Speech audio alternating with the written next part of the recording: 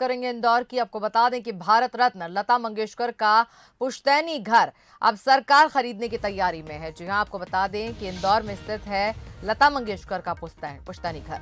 तो संस्कृति मंत्री उषा ठाकुर का यह बयान सामने आया है। लता मंगेशकर की जन्मस्थली को विकसित करेंगे, लता जी की यादों को संजोने के लिए स्मारक बनाया जाएगा। तो इंदौर के सिख मोहल्ले के अंदर स्वर्गीय लता मंगेशकर का पुश्तैनी घर है, जो फिलहाल एक क्लॉथ सेंटर के तौर पर चल रहा है।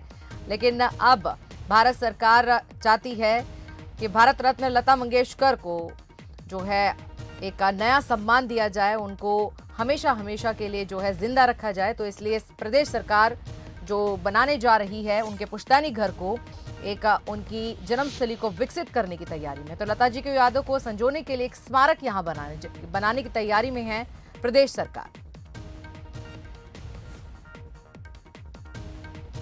जी, ऐसा इंदौर के सभी कला प्रेमियों का और मैं कहूँ इंदौर के हर नागरिक का ये मन है कि जिस स्थान पे उनका जन्म हुआ था वो स्थान लेना चाहिए शासन ने, और वहाँ इस संग्रहालय की स्थापना करनी चाहिए। पूरी कोशिश करेंगे। और तो खबर आपको बता रहे हैं कि इंदौर में भारत रत्न लता मंगेशकर की पैदाइश हुई थी और यहीं पर स्थित है उनका पुश्तैनी घर, जिसे अब प्रदेश सरकार खरीदने की तैयारी में है, क्योंकि प्रदेश सरकार लता मंगेशकर की जन्मस्थली को विकसित करना चाहती हैं और लता जी की यादों को संजोने के लिए स्मारक बनाने की तैयारी में है। और इस पूरी खबर पर हमारे साथ इंदौर से पीयूष पारे हमारे संवाददाता जुड़ गए हैं, उनसे हम चर्चा करेंगे। पीयूष, आपसे यही जानना चाहते हैं कि अब प्रदेश सरकार पूरी तैयारी में है कि अब लता जी का जो ये पुश्तैनी मकान है जहां पर उनकी पैदाइश हुई, उसे खरीदा जाए, उनको विकसित किया जाए। क्या कुछ कहेंगे इस पर?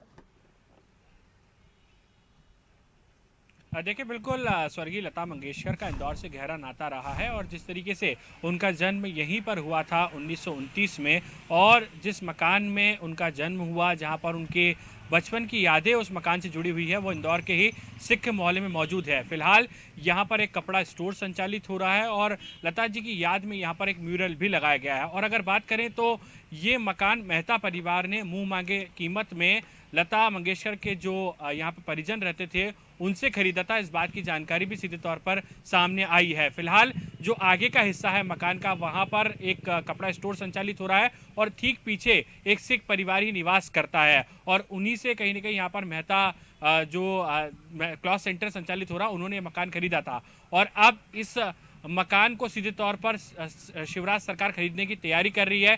संस्कृति मंत्री उषा ठाकुर का कहना है कि चूंकि जो इंदौर के लोग हैं और साथ साथ में जो कला और संस्कृति से जुड़े हुए लोग हैं, उनका ये मानना है कि सिख मोहल्ले में लता दीदी की यादों को संजोया जाए, वहां पर एक स्मारक स्थल भी बनाया जाए।